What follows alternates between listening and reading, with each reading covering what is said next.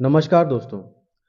Covid 19 जैसी विशाल pandemic की विभीषिका में भारतीय वैक्सीन निर्माता कंपनी एस्ट्राजेनेका की बहुचर्चित वैक्सीन कोविशील्ड किसी वरदान की तरह सामने आई।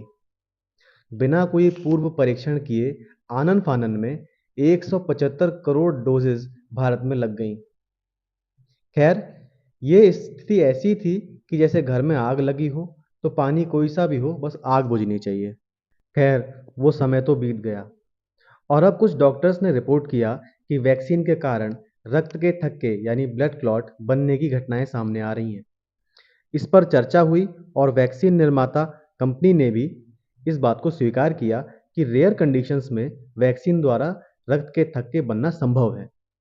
खैर, जो हो गया उसे तो बदला नहीं जा सकता, पर हमको आगे की तैयारी करनी होगी।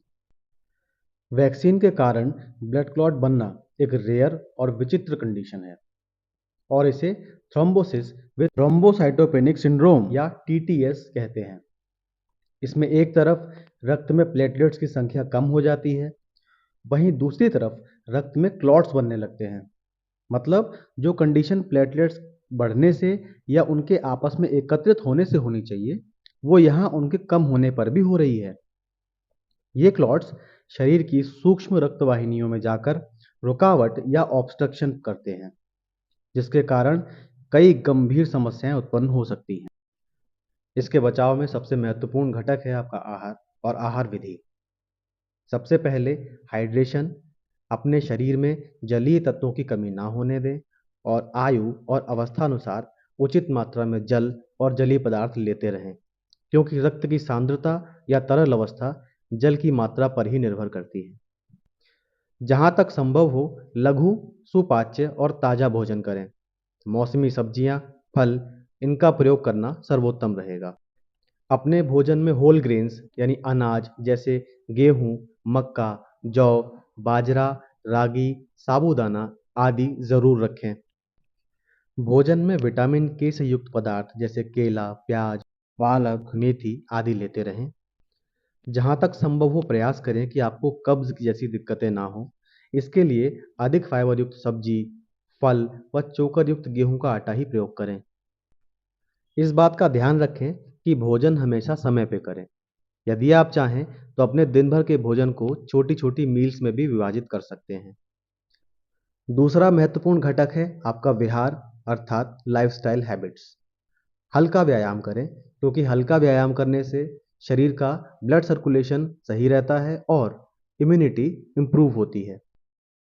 बहुत अधिक मात्रा में या बहुत भारी व्यायाम ना करें। यदि करते हो तो करने के साथ साथ पसीने के सापेक्ष जल या तरल पदार्थ लेते रहें। अल्कोहल, कृत्रिम पेय पदार्थ, कार्बोनेटेड ड्रिंक्स और आर्टिफिशियली स्वीटेंड ड्रिंक्स का प्रयोग न करें अथवा कम करें। प्रोसेस्ड फूड, अधिक मसालेदार और ज़्यादा भुना हुआ यानी फ्राइड फूड कम से कम खाएं। अधिक मात्रा में नमक, कटुरस व अम्लीय पदार्थ ना खाएं। मांसाहार ना करें अथवा कम करें और बहुत अधिक मात्रा में दूध व डेयरी प्रोडक्ट्स का सेवन भी कम करें। छोटे छोटे इन्फेक्शंस जैसे सर्दी, खांसी, बुखार में भी लापरवाही ना बरतें और आवश्यक चिकित्सीय सलाह अवश्य लें। आइए कुछ औषधियों की चर्चा करते हैं जो इस अवस्था में कारगर सिद्ध होती हैं। सबसे पहले हल्दी। हल्दी का मल्टी डायमेंशनल इफेक्ट होता है। ये एंटी इन्फ्लेमेटरी है, इम्यून सिस्टम को बूस्ट करती है और बहुत प्रचुर मात्रा में एंटीऑक्सीडेंट्स इसमें पाए जाते हैं। गुडुचि। गुडुचि भी हमारे इम्यून सिस्टम को इन्हेंस करती है, मॉड्यूलेट करती है और साथ ही साथ प्लेटलेट प्रोडक्शन को भी सपोर्ट करती है। आमलकी या आंवला। आमलकी विटामिन सी का बहुत रिच सोर्स है और इसमें प्रचुर मात्रा में एंटीऑक्सीडेंट्स पाए जाते हैं। अश्वगंधा। अश्वगंधा भी इम्यून बूस्टिंग और एडेप्टोजन प्रॉपर्टी के लिए एक वेल नोन ड्रग है और इससे भी प्लेटलेट प्रोडक्शन को सपोर्ट मिलता है। पपीते के पत्ते। ये तो जग जाहिर है कि पपीते को पत्तों का इस्तेमाल बहुत समय से हम लोग प्लेटलेट काउंट को बढ़ाने के लिए करते आ रहे हैं। शारीरिक स्वास्थ्य के साथ साथ मानसिक स्वास्थ्य भी बहुत महत्वपूर्ण है, जिसके लिए आप योग जैसे कि ध्यानात्मक आसन और प्राणायाम कर सकते हैं। सही समय पर आराम और नींद का पूरा होना भी मानसिक स्वास्थ्य के लिए बहुत महत्वपूर्ण है। अनावश्यक स्ट्रेस और एंजाइटी को कम करने के लिए अपना सारा काम समय से करें और समस्याओं का समाधान भी उचित समय पर कर लें। अपने परिवार, फ्रेंड्स और समाज के साथ अच्छे संबंध बना के रखें। इससे भी आपके मानसिक स्वास्थ्य में लाभ होगा। एक बात और, अभी बताई चीज़ों को फॉलो करके हम अपने आप को स्वस्थ कर सकते हैं और अपनी इम्यूनिटी को इम्प्रूव कर सकते हैं।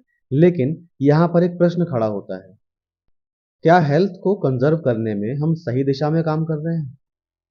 क्या अगर आज कोविड जैसा पैंडेमिक दोबारा किसी और वायरस के रूप में लौट आए तो क्या हम उसके लिए तैयार हैं? अगर नहीं, तो हमको उसकी तैयारी आज ही शुरू करनी चाहिए। नहीं तो पैंडेमिक फिर से किसी वायरस के रूप में आएगा, काफ़ी सारा नुकसान होगा और हम बस यही सोचने में लग जाएंगे कि इसका ठीकरा किसके सर पे फोड़ा जाए। लेकिन कुछ भी करके उस नुकसान की भरपाई नहीं कर पाएंगे। तो आज ही अपनी निजी तैयारी शुरू करें।